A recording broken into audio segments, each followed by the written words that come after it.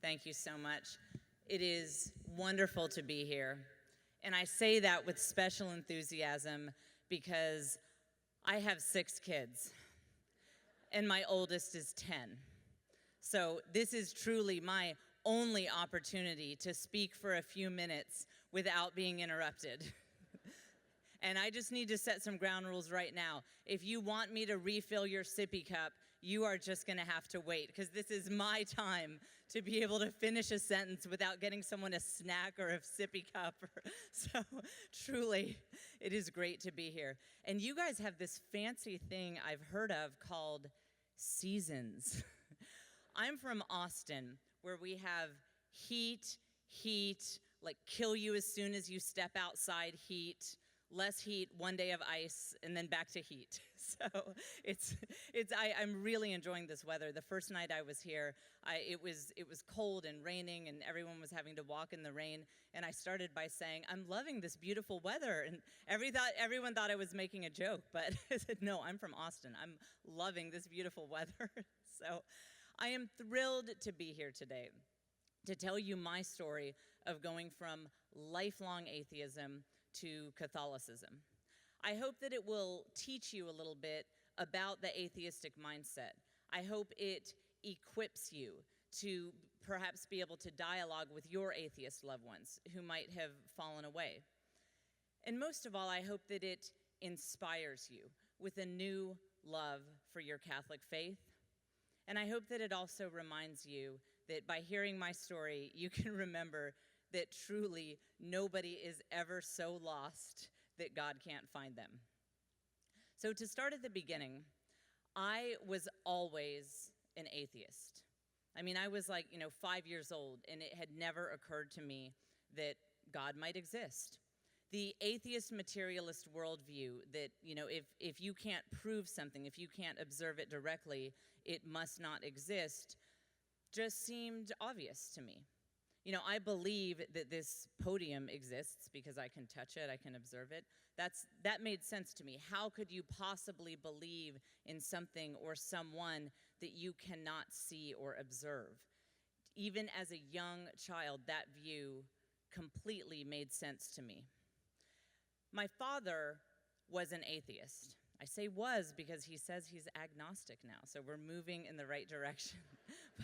But when I was a child, he was a through and through atheist and was quite, I would say maybe even evangelical about it. He believed that the atheist worldview was absolutely true and that it was a good thing to be an atheist. We were not one of those houses where we just didn't talk about religion. We did talk about it, and we talked about how it was absolutely wrong. My nighttime reading, I remember, I think I was in 5th or 6th grade, was Carl Sagan's Cosmos. And Carl Sagan, like big atheist, little dig at religion on every page. So that was, we alternated between Nancy Drew and Carl Sagan when I was a kid. And so my dad's an engineer, his father's an engineer, and so I think I inherited that really, engineer, logical, like I need proof for everything I believe mentality. Now, when I was growing up, my mother was not an atheist. She is what philosophers call a Macyist, which is someone who is far more concerned with whether Macy's has an additional 30% off this weekend than whether there's a compelling case for a monotheistic God. We didn't talk about religion. She is from up here in the Northeast. She grew up in New Jersey and Pennsylvania, and this was strange to me growing up in Texas, but evidently up here, I guess it's not common to turn to the person in line at Walmart next to you and ask if they have accepted the Lord Jesus Christ as their Lord and Savior, because we do that in Texas. But so for her, religion was a private thing, and it was something that you simply don't talk about. So I think I just took atheism for granted as being true when I was a child. But as I got older, I really came to embrace this belief system. I would look around at the Christians around me. We moved a lot, but I lived in the Bible Belt mostly. I ended up at a university called Texas A&M, and I ended up there because it's a big family tradition to go to that school. My dad said I could go to whatever college I wanted to go to, but the money for my education was going to Texas A&M. So I ended up there, and it happened to be that at the time it was the most religious public university in the country. And there were about 70,000 students there at the time, and I'm pretty sure that 69,999 of them were devout Christians. And so everyone I knew there was a Christian. And these were not Christians who had encountered atheists. And so a couple things came from that. One is that I ended up on the receiving end of some hostility and some unkind comments, because I think they didn't understand how little I knew about their faith. I think they assumed that I had had a lot of exposure to it, and I think they perhaps took it personally, like I had rejected Jesus, who means so much to them. And I think they didn't realize that I really didn't know a lot of details about what Christians believe. And to their credit, I wasn't interested. I just had this idea that all religion is nonsense, so I was pretty hard to dialogue with. But I think sometimes they were, a little, rude or unkind. And I think looking back, it might have helped me be open to the truth if they had approached my, my rudeness and the way I spoke of their religion with sympathy. So, but I did encounter also many wonderful Christians, and I tried to talk to them. And because they weren't equipped to my way of thinking, to answer questions on my terms, I would ask some question like, why do you believe that Jesus, is divine? Or, why do you believe that God exists? And they would come back and quote scripture. And I would say, that's like quoting Lord of the Rings to me. I mean, I think the Bible's fictional. I don't believe it's inspired. And so they didn't know how to speak my language. And so I became more entrenched in my atheism than ever. And there's a second layer that helped me get really entrenched in this atheism. And I didn't used to talk about it because it is a controversial thing to say. There are a couple of blogs out there with comment threads that have literally over 1,000 comments talking about nothing but what a horrible human being I am because I said what I'm about to say. But I think it needs to be out there because I think that we won't be equipped to evangelize unless we understand it. I believe that a big part of what kept me entrenched in atheism and that draws a lot of young people today to atheism is a feeling of pride. Now, I am not saying that atheists have a lock on pride. My confessor can assure you that that is something that I am still working out myself. I'm not trying to paint a picture that atheists are full of pride and 100% of Catholics are all just humble servants. That's not the case. However, if you look around at what's going on with the new atheism, I really think that Richard Dawkins, the famous atheist, I think that he should start teaching marketing courses because I have never seen better branding in my life than he and his new atheist crew have done with the new atheism. They have done an amazing job as branding atheism as being for the intelligentsia. In our society, to say I am an atheist is now shorthand in many people's minds for saying, I'm pretty smart, I'm pretty educated, I have a questioning mind. They have done an amazing job of making this belief system seem like it's all the smart people over here who are atheists, and it's the silly people who don't know how to ask tough questions are over here in the believers' camp. And that is something that I felt very strongly when I was a young, insecure 21-year-old. I wanted people to think I was smart. That's the big thing in our society, is that there have been other societies in different times and different places where the highest thing that everyone wanted to attain was to be a good person of virtue. Or in other societies, the highest thing would be to be a good citizen, to be a good member of the team, part of the collective. In our society, what everyone wants is to be smart. You see this with the obsession with grades, the obsession with what college you get into. Everybody wants to seem smart, and especially in secular circles. You feel that so intensely. And so, to be clear, I did think atheism was true. I had thought through it very carefully, and I did completely believe that it was the correct and true worldview. It spoke truth about the world. But there was an emotional component that I would have never admitted to, and that was that it appealed to my pride. It made me feel smart. And any questions, any sort of evangelization directed my way that threatened that made it seem like people might not think I was so smart, I reacted very vitriolic to that sort of thing because it hit me right where my heart was. So keep that in mind next time you're dialoguing with an atheist. I think that's maybe the most important thing to know. So as I got more entrenched in my atheism, I decided that I had to get out of Texas A&M University. Way too many Christians. So I transferred to the University of Texas in Austin. And Austin is where I live now. If you don't know much about Texas geography, it's like Texas is mostly pretty conservative, pretty religious. And then we have this island in Austin, and it is extremely secular, extremely atheistic. And so I got to the University of Texas campus, and I looked around, and I said, atheists. Yeah, this is more like it. But an interesting thing came of me being able to finally have lots of detailed discussions with lots of atheists. Because before I'd lived mostly in the Bible Belt, I usually managed to find at least a couple of agnostics to hang out with, maybe the occasional Wiccan, pagan. But finally I was surrounded by real atheists, and we could talk about this. And a funny thing happened when I finally lifted the hood on this belief system and was able to take a real hard look at what we believed. I realized that we did not have the lock on intellectual honesty that I thought we did. I realized that we had just as many assumptions left to question as the believers did, if not more.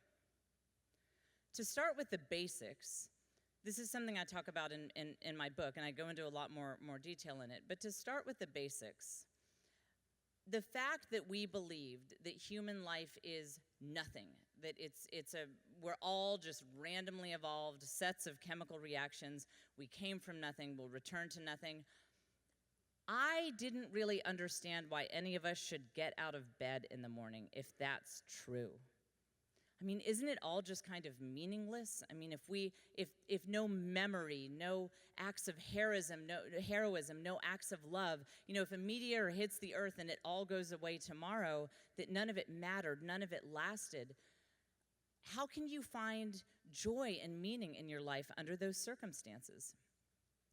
And I got pretty angry reactions from my new atheist community when I brought that up. And they would say, that's ridiculous, shut up, life is full of meaning. And I'd say, really, why? Explain that to me. And they'd say, well, you can have a legacy, you can make the world a better place for, future people to come. And I'd say, but they're all just a bunch of chemical reactions who are gonna die too. So when the last person dies, does all our stuff still have meaning? And I guess people can agree to disagree on that, but what I mainly saw is that they weren't really that interested in dialoguing about it. It was more like they wanted to, or all of us really, I was part of this too, we wanted to cling to our beliefs more than we wanted to honestly explore truth. And I think part of that was the pride thing again, that none of us were ready to let go of atheism because we were afraid that we would be perceived as not being smart anymore.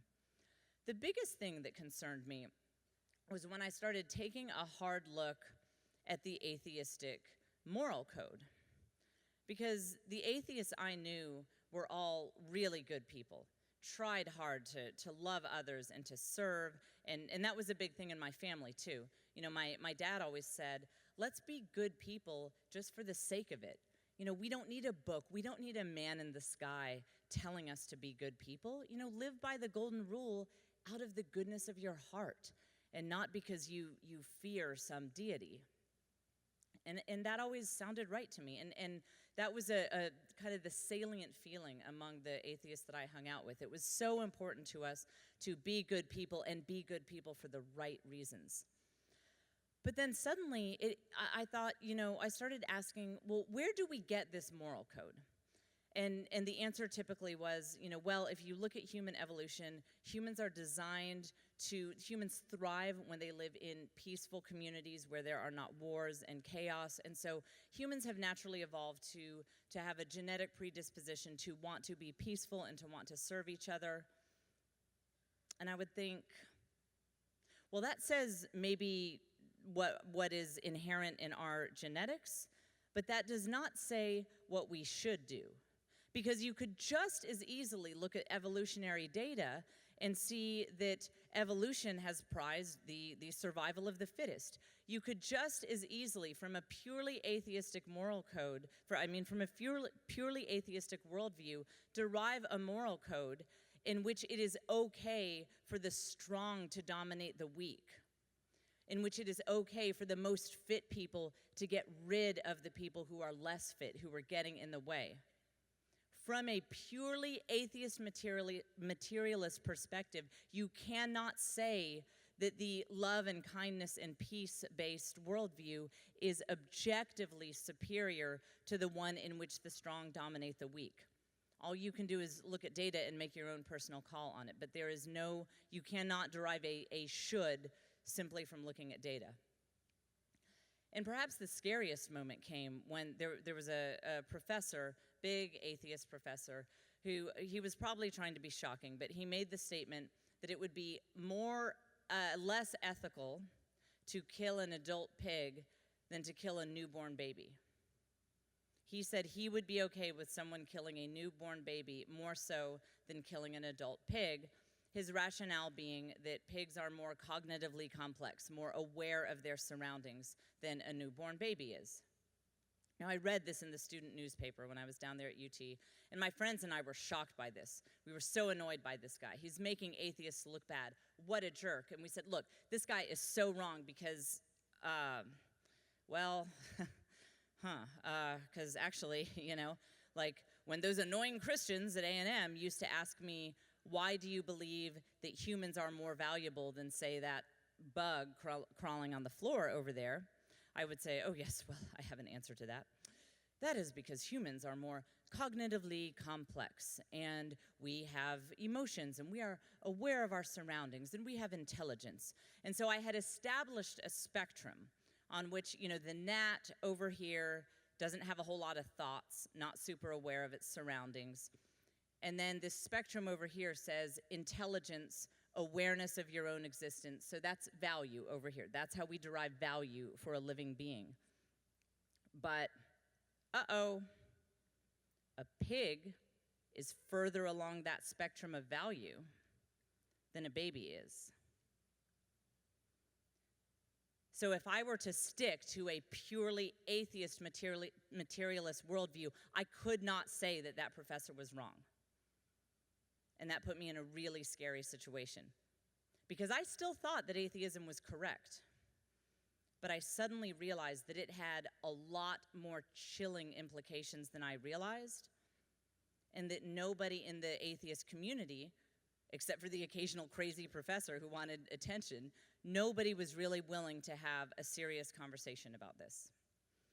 And part of the thing to understand about how this can even happen, about how I could hold these views, and how I could be, all this stuff could be so new to me, these ideas, is that I was a product of an education system in which we were fed data, and I learned all sorts of great stuff about math and about science and about, some good data about history, but never, not even at the university level, were we encouraged to take a step back and first learn how to think, first learn how to evaluate the world.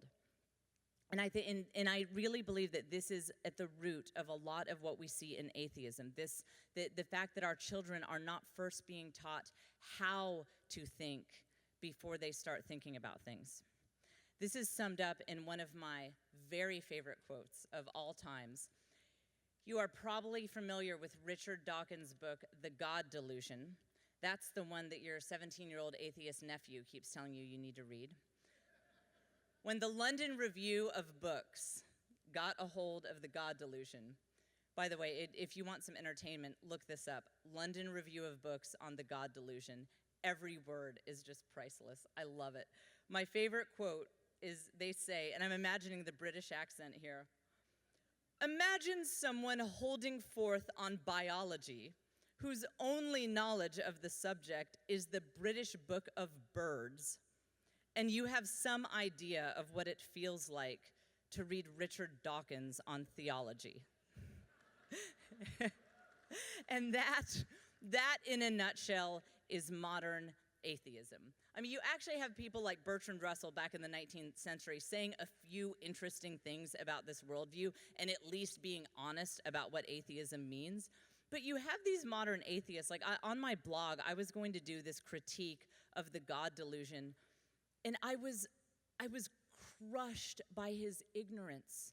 And I don't mean stupidity, I mean ignorance. Like he didn't even understand the difference between Catholic and Protestant worldviews and between Christian doctrines and other people's doctrines. It was a mess.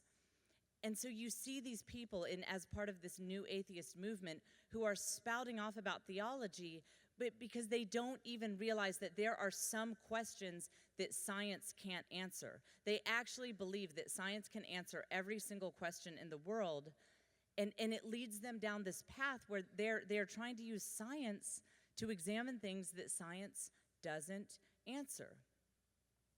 Questions like, why is there something instead of nothing? How could a loving God allow evil? You don't answer that in a laboratory.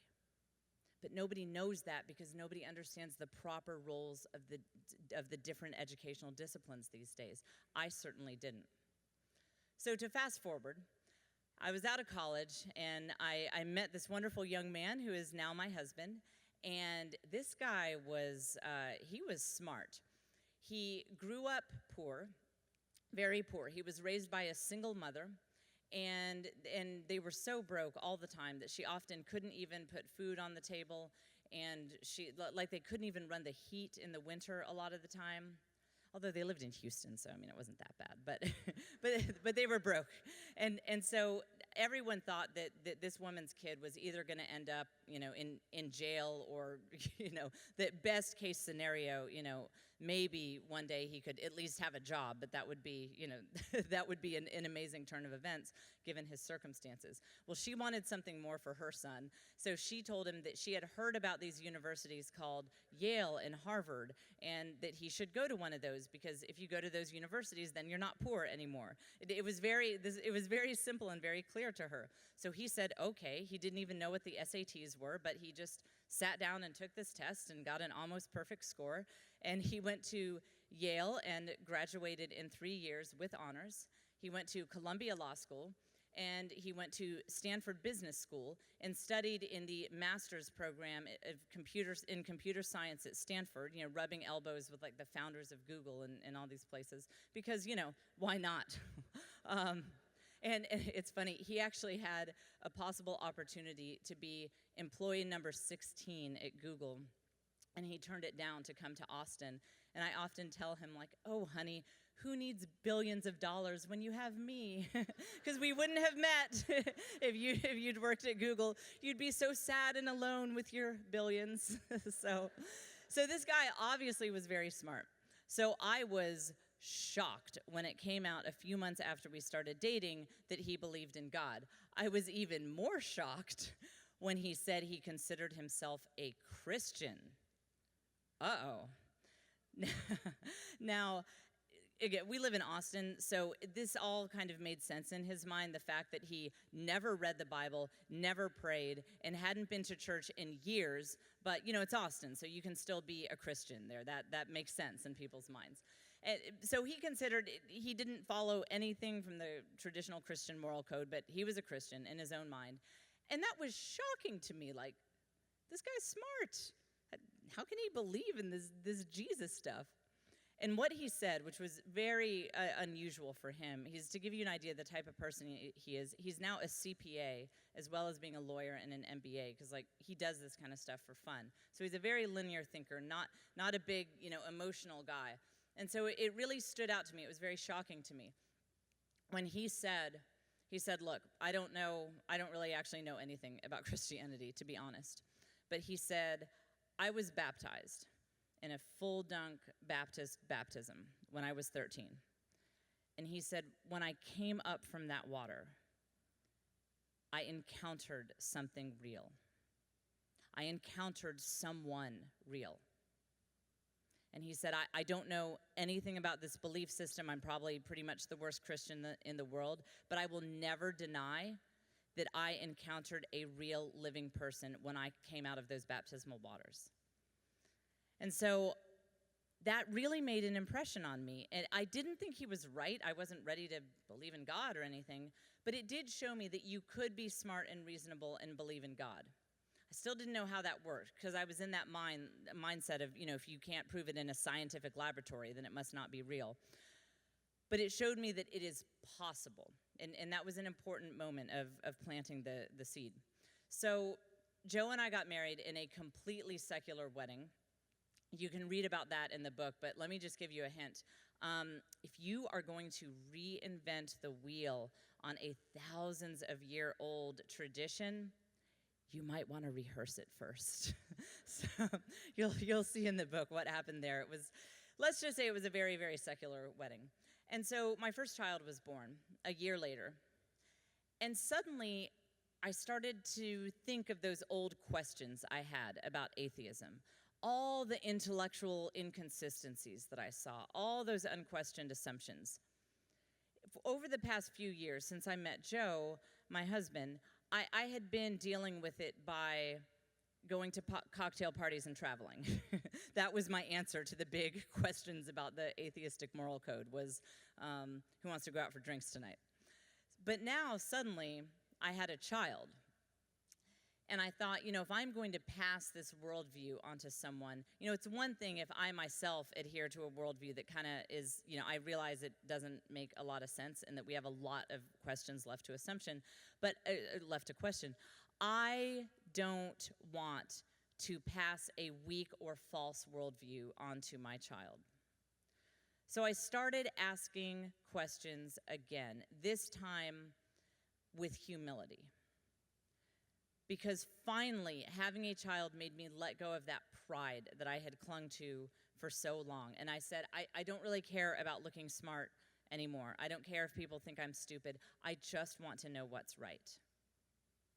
And so in that state of mind, one night I looked at my child. I was holding him, and I thought about, what is he within the atheist worldview?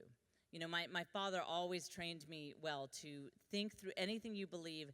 Think it through. Think out all the implications of what you believe. Make sure you understand the full implications of any view that you assent to. So I did that when I'm looking at my son, and I thought, oh, isn't he the most precious little randomly evolved set of chemical reactions that came from nothing and will return to nothing? I was like, this is just false.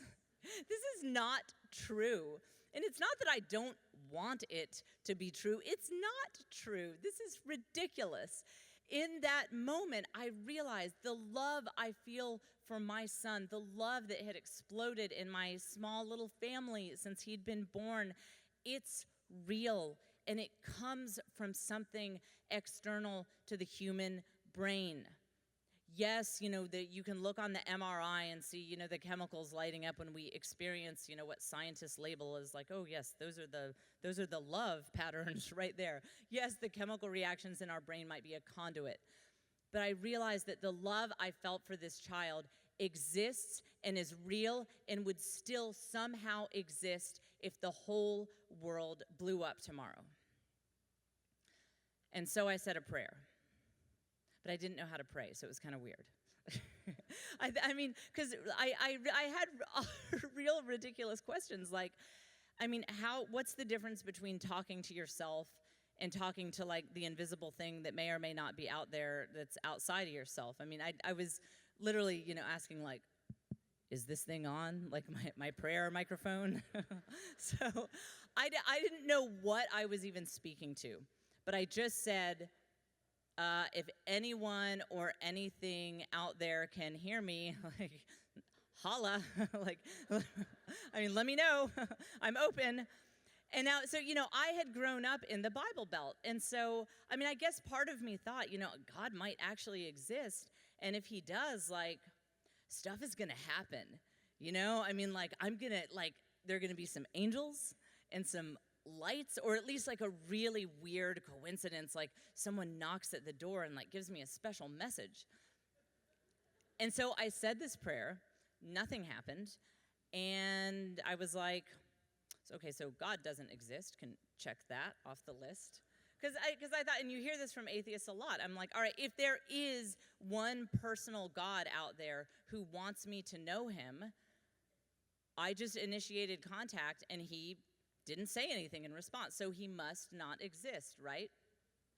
I didn't understand that prayer isn't like, God's not like the magician at the birthday party where you're like, hey, pull a rabbit out of a hat now, and like he does it.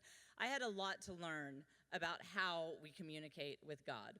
So, but I decided to just kind of give up on all of this spirituality stuff and just go back to, researching Buddhism. Because I think in Austin, it's like required by law that you spend at least a month or two as a Buddhist. So I start reading up on that stuff because, hey, I tried to pray, nothing happened. And I went on like this for months. I mean, months of just kind of drifting in this sort of aimless agnosticism. And one day I was at a bookstore. And as soon as I walked in, on the back end of the wall, I see this book. It was the strangest thing. It was almost like it had a spotlight on it or something. I had to see this book. And I walk up, and it's called The Case for Christ. And I was like, oh, I'm in the Jesus section. Oh, this is weird. Like, I had literally, I had never been in the religion section of a bookstore in my life. Except for the one time in the 4th grade, I took the Bibles in my library and I put them in the fiction section. And I thought I was the edgiest fourth grader anyone had ever seen. But since then, I had not been in the religion section of a bookstore or a library. So I see this book, and it said something on the back about this guy was a former atheist. And I was like, that's hilarious, because an atheist could never convert to Christianity. I could see an atheist becoming, spiritual or something, but atheists don't convert to Christianity. And it said the guy was a journalist, and I'm thinking like, oh, right, like he was a real journalist. So I look on the back cover, and it turns out he went to Yale Law, and he was the legal editor for the Chicago Tribune. Some of you might have heard of him. His name is Lee Strobel. Wonderful guy. He's a Protestant pastor, really, really wonderful man. And so I decided to flip through this book because it was always fun for me. It was like a little game when people would try to tell me that some Christian was a former atheist. In my mind, they always said something that belied the fact that they were never really an atheist. They would say something like, I felt weighed down by sin in my godless years. And I'd be like, atheists don't believe in sin, so you just gave away the fact that you weren't really an atheist. So I thought I would play that game with this Lee Strobel guy. And I started reading it. I kind of liked the book, actually. But I couldn't tell myself that. I was like, no, just trying to get to the part where he sounds dumb, so I'm just going to keep reading. And I had to leave, and so I didn't know what to do with this book. I needed to read just a little more of it. So I bought it, and I actually said in this really like bad acting, loud voice, I said, I'll need a gift receipt because it's for my friend. She's a Bible woman, so getting a gift receipt, don't forget. And I actually like put it right in the bag and snuck out of the store because again, it was the pride thing. Because if I ran into an atheist friend with a Jesus book, they'd be like, oh, I didn't realize Jen was stupid. So I could not, my pride would not let me be seen with this book. So I take it home and I read it. And by the end of it, I was actually pretty interested in finding more about this Jesus guy. And let me pause for a second to say, because a lot of times when I say that, people are getting out their, pen and paper, or actually they're on their smartphone, like on Amazon, like shipping with one-day shipping, to their atheist son. Note that I found this book and was open to it after I had said a prayer. I was in a state of openness. I could have found that exact same book the day before I'd said that prayer, and I would have scoffed at it and put it back on the shelf, and it would not have penetrated my heart or my mind one bit, because you will never hear the truth if you are not open to hearing it. So note that I was in a state of openness when this book had an impact on me. And it's not a perfect book. I didn't think, it wasn't like, oh, well, I'm ready to become a Christian now. But what the author said, what Lee Strobel said, is that he simply wanted people to take a second look. He simply wanted them to walk away from the book saying, maybe this is worth exploring. Maybe there is enough here that I should look a little bit more into, as he said, the case for Christ. So I did. I was intrigued. I really wanted to know, who is this Jesus guy? I mean, is it possible? You know, I was open to believing in God, and I thought, well, I mean, God's omnipotent. I mean, I guess if he wants to make himself human, he can hook that kind of thing up. So I thought, you know, I'm intrigued. I want to know more. And so I went to the bookstore, and I bought a Bible. But I had never owned a Bible before. And I had never been to Sunday school or anything, except for the obligatory times, you know, when I spent the night at my friend's house, and that was always a disaster, because you can't tell the Bible school teacher you're an atheist. So you know, you tell the Sunday school teacher, like, oh, yeah, we're still looking for a church home, and, you know, we go to different various churches. And one time, I was in this Sunday school class, and the teacher had these cards with the names of the books of the Bible on them. And she said, let's play a game where we see who can put them in the best order. And in one of the most horrific moments of my childhood, she turns to me and says, let's let our guest begin. If these cards had had random letters on them, they could not have meant any less to me. And so I figured I'd start with the names I recognized, like John and Mark and Matthew. So I put those first. And then, you know, like the weird names like Deuteronomy, I put those at the end. I figured Numbers might be up at the top. Like, that must be the table of contents. So I'll put that first. And this sweet Baptist Sunday school teacher leans down to me and says, where did you say your family goes to church again? So that was what I knew of the Bible. I did not even understand the difference between the Old Testament and the New Testament. And so, you know, the Bible's a book. You start on page 1. And it's the Jesus book, and, you know, the main character always comes in around page, 30? So I'm stuck in the Old Testament, like reading Numbers and Deuteronomy, like waiting for the stories of the fishermen. And like, because I knew, you know, there were fishermen, and like Jesus did something with like loaves and fishes. And I'm like, whoa, what is going on here? And I was driving Joe crazy because he'd come home stressed from work, and I'd say, have you tried sacrificing a bird over a clay pot and dipping some red yarn in its blood? Like, hey, that is straight from the Bible. You are supposed to be doing that. So Joe says, like, for the sake of all of us, you need to skip to the New Testament because you're driving me crazy. So I skipped to the New Testament, but I thought that it was going to solve all my problems.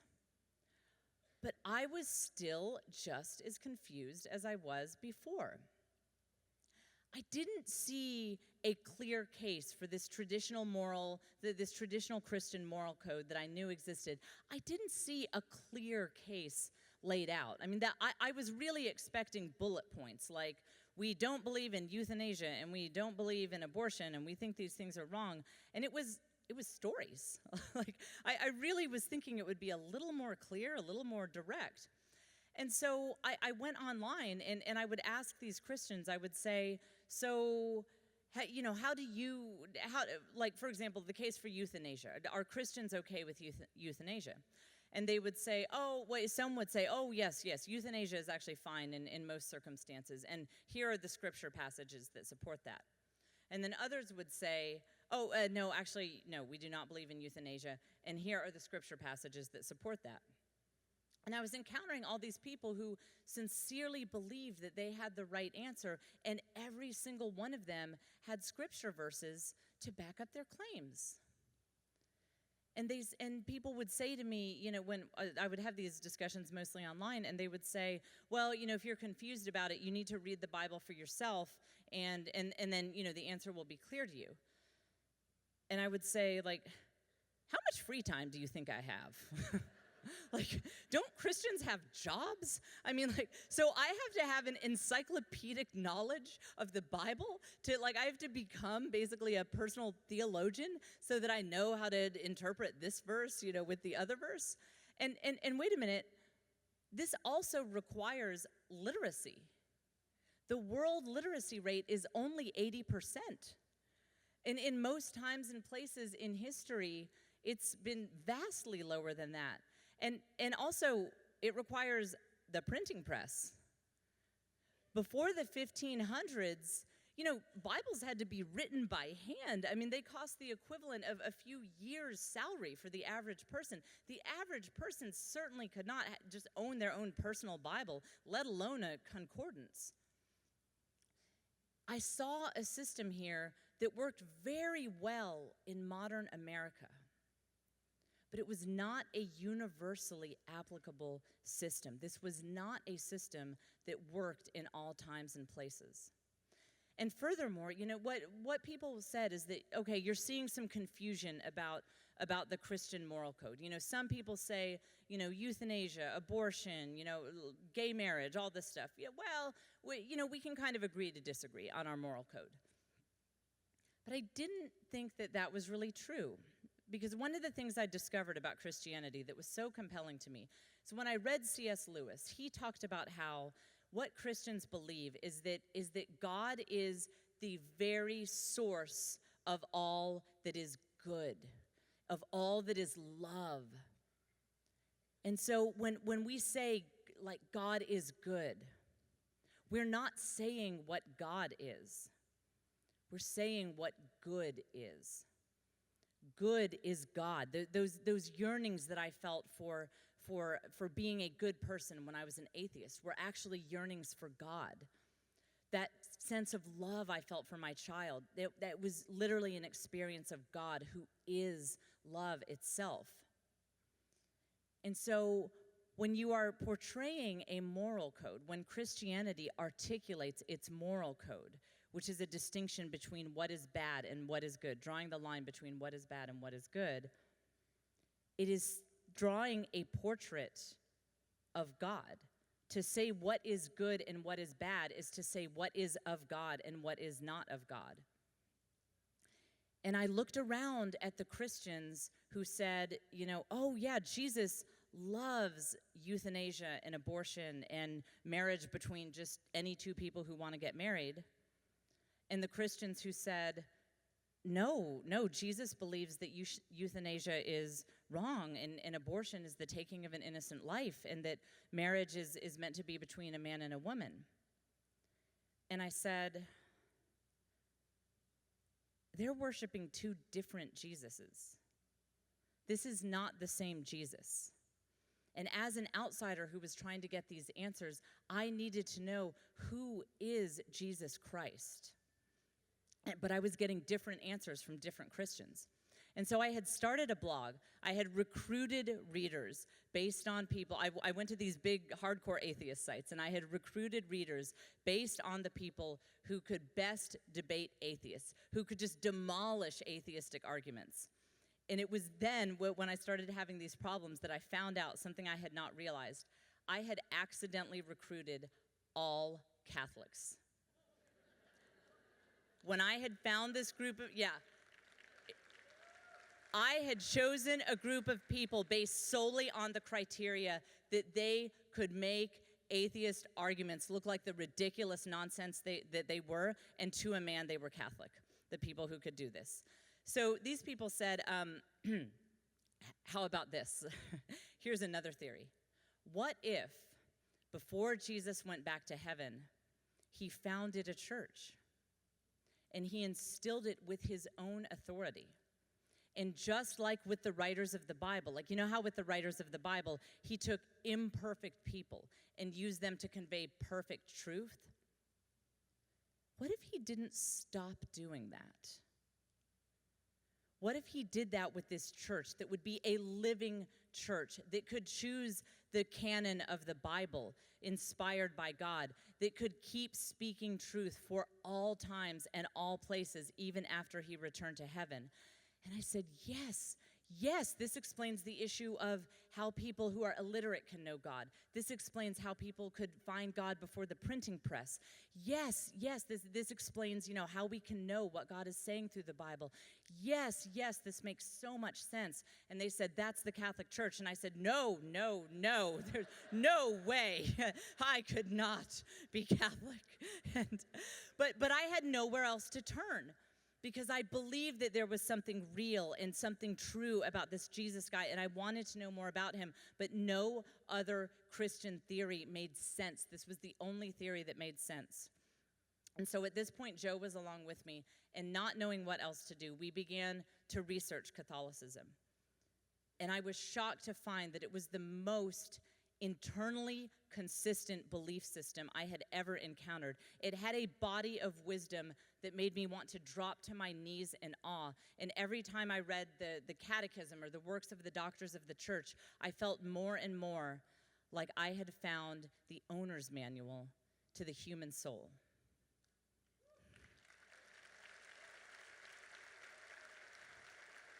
And then I actually began to try living by some of its rules. And I'm going to go into detail about this in my second talk. There are some important points here, so I hope you can catch it. But I started actually living by these rules, and it wasn't easy.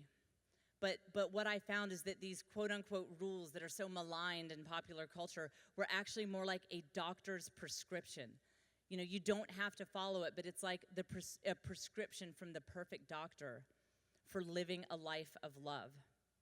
And the more I followed these rules, this prescription, the closer I got to that love, the love that I felt when I was looking at my son, and I said, I know that the love that is here comes from something outside of me. The more I followed the rules of this church, the more I got closer to that glowing source of love.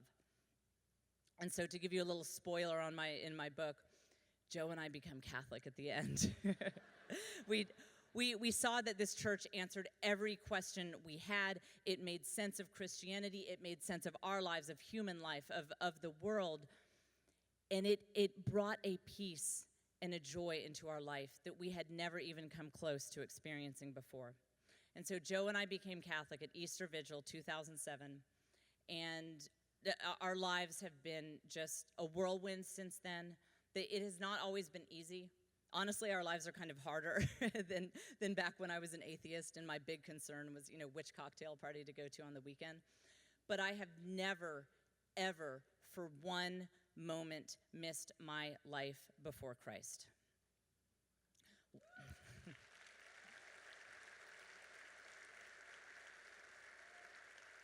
One of the most frequent questions I get when I'm asked about my conversion is your life better now that you're Catholic?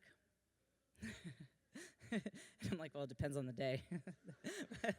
No, but I always didn't know how to answer it. And what I eventually realized is it's the wrong question. Because it's not that my life is better or worse now that I'm Catholic. The only way to explain how it feels to have come from atheism into knowing Christ in this belief system is to say that my life has started now that I'm Catholic. Thank you.